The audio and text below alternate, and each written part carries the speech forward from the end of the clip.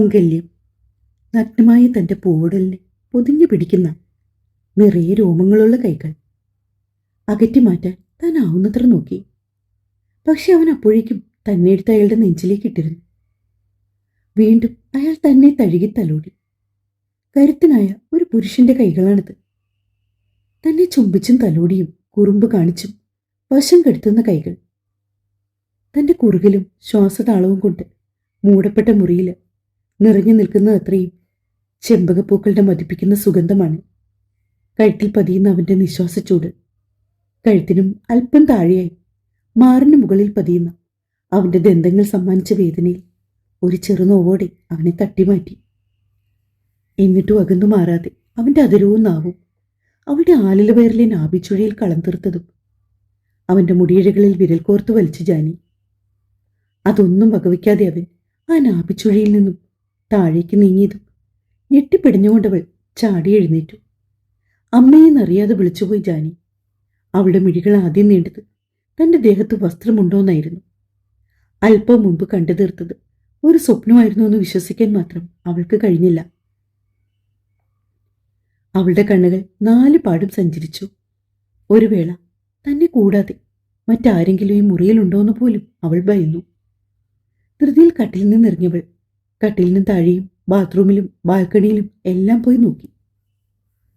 ഒടുക്കം ബാൽക്കണിയുടെ കൈവരിയിൽ ഇരുട്ട് മൂടിക്കിടക്കുന്ന ചുറ്റുപാടിലേക്കും നക്ഷത്രങ്ങൾ തിങ്ങി നിറഞ്ഞ ആകാശത്തിലേക്കും ചാരി നിന്ന് അവളുടെ മിഴികൾ സഞ്ചരിച്ചു.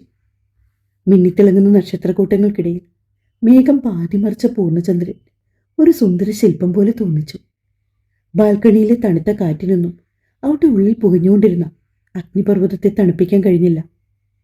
അവൻ്റെ അതിരങ്ങളുടെ ചൂടും ദന്തങ്ങൾ സമ്മാനിച്ച വേദനയും ഇപ്പോഴും കഴുത്തിൽ തങ്ങി നിൽക്കുന്നതുപോലെ അവൾക്ക് തോന്നി. അറിയാതെ അവളുടെ കൈകൾ തൻ്റെ കഴുത്തിലേക്കും മാറിലേക്കും നീട്ടു. കണ്ണുകൾ ഇറുക്കിയടച്ച് അത്ര നേരവും കണ്ടുകഴിഞ്ഞ സ്വപ്നത്തെ മറക്കാൻ അവൾ സ്വയം ശ്രമിച്ചു. പക്ഷെ മറക്കാൻ ശ്രമിക്കുന്ന ഓരോ നിമിഷവും ആ ദൃശ്യങ്ങൾ കൂടുതൽ തെളിമയോടെ അവളുടെ കൺമുമ്പിൽ തെളിഞ്ഞു വന്നു. മിഴികൾ ഇറുക്കി അടച്ചു കളഞ്ഞ ജാനി HD ദൃശ്യ മികവോടെ കണ്ട സ്വപ്നത്തിലെ പുരുഷന് മുഖമുണ്ടായിരുന്നില്ല.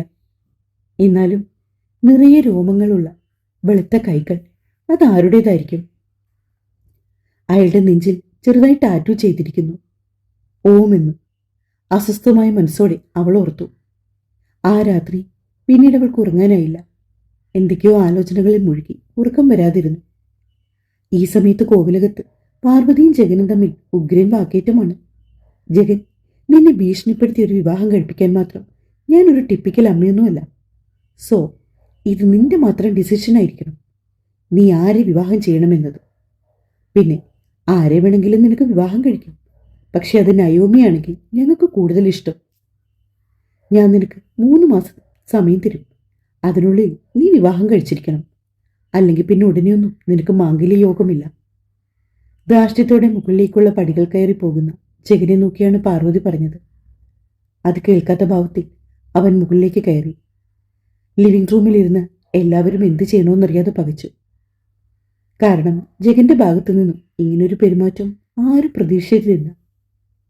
എപ്പോഴും കോവിലകത്തെ മറ്റുള്ള കുട്ടികൾക്ക് അവനൊരു മാതൃകയാണ്. ആ രീതിയിലാണ് അവൻ്റെ പെരുമാറ്റം. ആദ്യമായിട്ടാണ് ഇത്രയും ധാർഷ്ട്യത്തിൽ ഇങ്ങനൊരു നീക്കം. എല്ലാവരും പോയി കിടന്നോളൂ. എന്തായാലും വരുന്ന ചിങ്ങത്തിന് ഇനി 3 മാസം കൂടി ഉണ്ടല്ലോ. അതിനു മുമ്പ് ജഗന്റെ തീരുമാനം മാറുമെന്ന് നോക്കാം. സേതുനാഥൻ അത് പറഞ്ഞതോടെ എല്ലാവരും അവരവരുടെ മുറികളിലേക്ക് പിരിഞ്ഞുപോയി. ഒടുക്കം ഹോളിൽ സേതുനാഥനും പത്മജിയും മാത്രം അവശേഷിച്ചു. തനിക്കിഷ്ടമാണോ പത്മം നയോമിയെ? പിന്നെ നല്ല കുട്ടിയല്ലേ? സേതുനാഥന്റെ ചോദ്യത്തിന് ഒരു പുഞ്ചിരിയോടെ പത്മജ ഉത്തരം നൽകി. പക്ഷെ അവന് താല്പര്യമില്ലാച്ച നമുക്ക് കൂടുതൽ നിർബന്ധിക്കാനൊക്കില്ലല്ലോ. ഇന്നത്തെ കാലത്തെ കുട്ടികളല്ലേ, അവർക്ക് അവരുടേതായ ഇഷ്ടങ്ങളും താല്പര്യങ്ങളും ഒക്കെ ഉണ്ടാവും. പറഞ്ഞു വെച്ചതിനോട് കൂട്ടിച്ചേർത്ത് പത്മജ. നമുക്ക് നോക്കാം, അവന്റെ വിധി എന്താണോ അതല്ലേ നടക്കൂ. അത് അവൻ ഇനി എത്ര കടുംപിടുത്തം പിടിച്ചെന്ന് പറഞ്ഞാലും അതേപടി നടക്കും. പറഞ്ഞുകൊണ്ട് സേതുനാഥൻ അവരുടെ മുറി ലക്ഷ്യമാക്കി നടന്നു. പിന്നാലെ പത്മജയും. നേരം വെളുക്കാറായപ്പോഴെപ്പോഴോ ആണ് ജാനി ഉറങ്ങിയത്. രാവിലെ മിഥുവിന്റെ കോളാണ് ജാനി ഉണർത്തിയത്. എവിടെ ജാനി? ഉറക്കത്തിൽ നിന്നും ജാനി ചാടിപ്പിടിഞ്ഞെണീറ്റു. ഭാഗ്യം, സമയം 7 പോകുന്നതേ ഉള്ളൂ. താങ്ക്സ് മിതു. കോൾ എടുത്ത പാടെ ഹലോ പോലും പറയാതെ മിതുവിനോടൊരു താങ്ക്സ് ആണ് ജാനി പറഞ്ഞത്. എന്തിനാണ് നീ എന്നോട് താങ്ക്സ് പറഞ്ഞത്? അതും ഈ രാവിലെ തന്നെ. എന്റെ പൊന്നുമോളെ, ഒന്നും പറയണ്ട. ഇന്നലെ എന്തൊക്കെയോ സ്വപ്നം കണ്ടിട്ട് എനിക്ക് രാത്രി ഉറങ്ങാൻ പറ്റിയില്ല. പിന്നീട് പുലർച്ചെ എപ്പോഴോ ഞാൻ ഉറങ്ങിയത്. നീ ഇപ്പൊ വിളിച്ചില്ലായിരുന്നെങ്കിൽ ഉറപ്പായി ഞാൻ ഇപ്പോഴൊന്നും എഴുന്നേക്കില്ലായിരുന്നു. ഒരാശ്വാസത്തോടെ ജാനി പറഞ്ഞു. എന്തായാലും വേഗം റെഡിയാവ്. ഞങ്ങൾ ഹോസ്റ്റലിൽ എത്തിയതേ ഉള്ളൂ. ആഹാ, നീ എത്തിയോ? എന്റെ അമ്മ കാരണം. അല്ലെങ്കിൽ ഞാനും നിന്റെ ഒപ്പം കണ്ടേനെ അല്ലേടാ? നെടുവീർപ്പോടെ ജാനി പറഞ്ഞു. നീ തൽക്കാലം അതൊന്നും ഓർത്ത് സമയം കളയണ്ട. വേഗം റെഡിയായി വാ. ഞാൻ കോളേജിന് മുമ്പിൽ തന്നെ ഉണ്ടാകും. ഓക്കെ മിതു. മിതുവിന്റെ ഫോൺ വെച്ചുകൊണ്ട് ജാനി വേഗം റെഡിയാകാൻ പോയി. ഐസ് ബ്ലൂ കളർ ജീൻസും ഒരു മജന്ത കളർ സ്ലീവ്ലെസ് ക്രോപ്പ് ടോപ്പുമായിരുന്നു ജാനിയുടെ വേഷം. സ്വർണ്ണ നിറത്തിലെ മുടിയിഴകൾ പതിവ് പോലെ അഴിച്ചിട്ടിരിക്കുകയാണ്. അവസാനമായി ചുണ്ടിലേക്ക് അല്പം ലിപ്സ്റ്റിക് കൂടിയിട്ട് വളരെ മനോഹരമായി ഒരുങ്ങിയിറങ്ങിയവൾ. താഴെ കാർപോർച്ചിൽ അവളെ കാത്ത് ഡ്രൈവറുണ്ടായിരുന്നു. ജാനി റെഡിയായി താഴേക്ക് ഇറങ്ങി വരുമ്പോൾ ഗാർഡനിലെ സ്റ്റോൺ ബെഞ്ചിലിരുന്ന് ന്യൂസ് പേപ്പർ വായിക്കുവാണ് മാനസി. ജാനിയും മാനസിയും പരസ്പരം കണ്ടെങ്കിലും അവരെ കണ്ട ഭാവം നടിക്കാതെ ജാനി കാറിലേക്ക് കയറിയപ്പോൾ അവളെ കണ്ടതായി പോലും ഭാവിക്കാതെ മാനസി ന്യൂസ് പേപ്പറിലേക്കും മിഴിയൂന്നി. അല്പനേരത്തിന് ശേഷം എന്തോ ഓർമ്മ വന്ന പോലെ മാനസി കാറിനടുത്തേക്ക് ചെന്നു. കാറിന്റെ സൈഡ് ഗ്ലാസിൽ മാനസി വിരൽ വെച്ച് തട്ടിയതും കാറിന്റെ ഗ്ലാസ് താഴ്ന്നു വന്നു.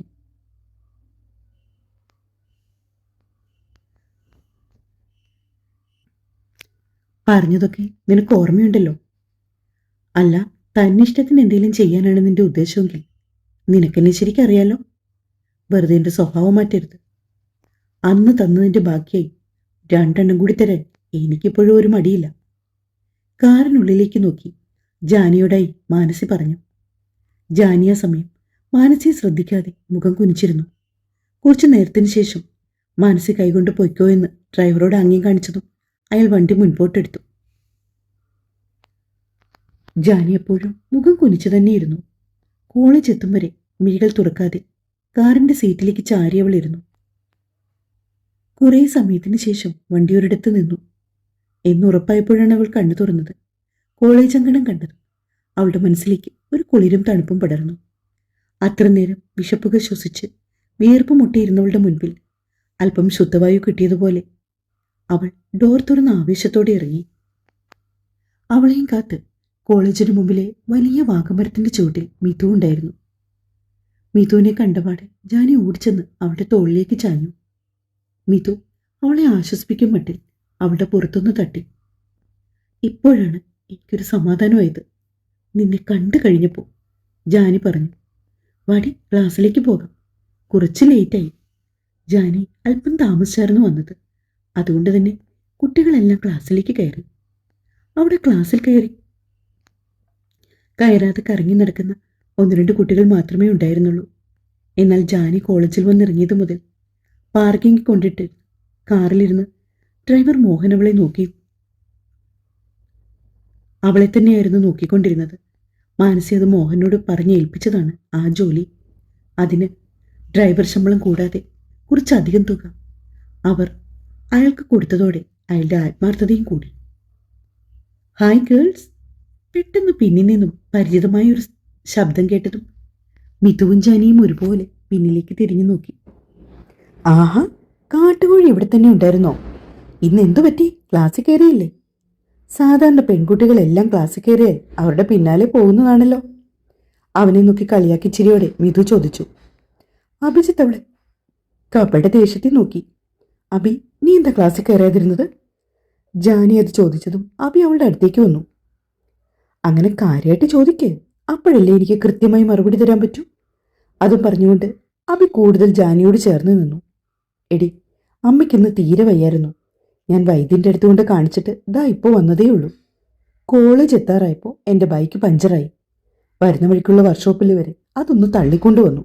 അവിടെ കൊടുത്ത ശേഷം ബസ്സിനാണ് ഞാൻ വന്നത്. അങ്ങനെ വരട്ടെ, അതാണ് ആശാൻ ലേറ്റായത്, ജാനി പറഞ്ഞു. എടാ, ആ ശകടം കൊടുത്തിട്ട് നിനക്കൊരു ബുള്ളറ്റ് വാങ്ങിച്ചൂടെ? അതാവുമ്പോൾ കോളേജിലൊക്കെ നല്ല സ്റ്റൈലായിട്ട് വന്ന് ഇറങ്ങാലോ.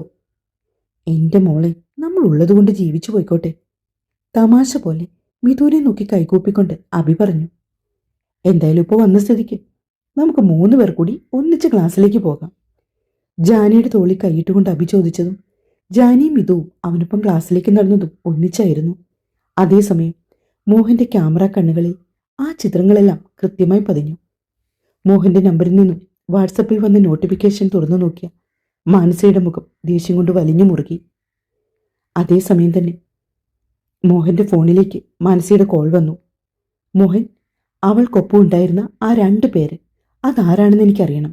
അവരും അവളും തമ്മിലുള്ള ബന്ധം, അതുമാത്രമല്ല അവൾക്കവിടെ ആരോടെങ്കിലും പ്രണയമുണ്ടോ? അങ്ങനെ തുടങ്ങിയ എല്ലാ ഡീറ്റെയിൽസും ഇന്ന് വൈകിട്ട് കോളേജ് വിടും മുമ്പ് എനിക്ക് കൃത്യമായി ലഭിച്ചിരിക്കണം. Okay madam. മോഹന്റെ മറുപടി വന്നതും അരിശത്തോടെ മാനസി കോൾ കട്ട് ചെയ്തു. എല്ലാം പറഞ്ഞാണ് ഞാൻ അവളെ വിട്ടത്. എന്നിട്ടും അഴിഞ്ഞാടാനാണ് അവളുടെ ഉദ്ദേശമെങ്കിൽ ഇതിനെ എങ്ങനെ പ്രതിരോധിക്കണമെന്ന് ഈ മാനസിക്ക് നന്നായി അറിയാം. മനസ്സിലത് മുരണ്ടുകൊണ്ട് മാനസി ഫോണെടുത്ത് മറ്റാരെയോ ഡയൽ ചെയ്തു. ജാനിയും മിഥുവും അഭിയെന്ന് വിളിക്കുന്ന അഭിജിത്തും അവരുടെ ക്ലാസ്സിലെ തന്നെ ഒരു കുട്ടിയാണ്.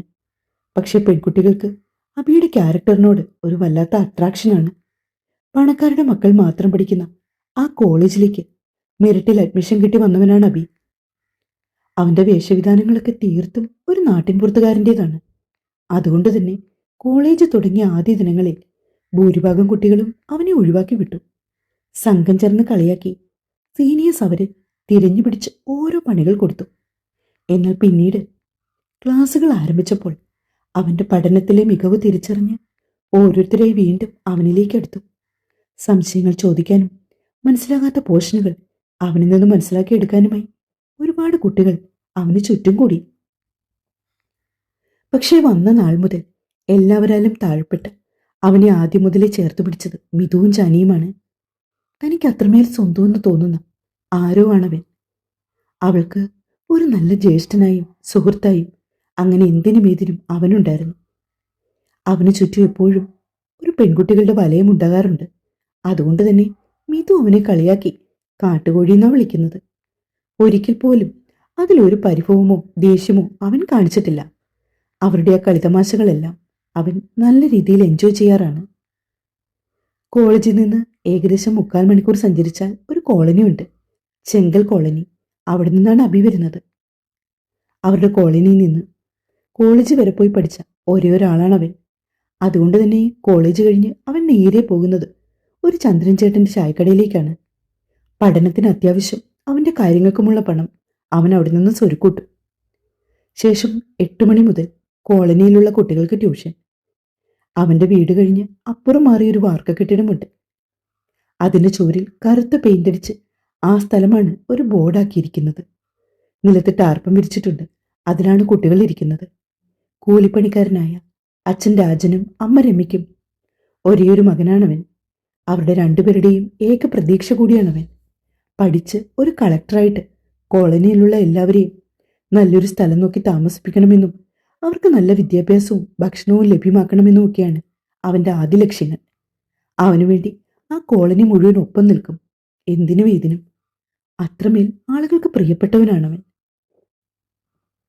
അതേസമയം ക്ലാസ്സിൽ അനന്തൻ സാറ് ക്ലാസ് എടുക്കുന്നുണ്ടെങ്കിലും ജാനിയുടെ ചിന്തകളിൽ ആ സമയം മുഴുവനും അഭിനിറഞ്ഞു.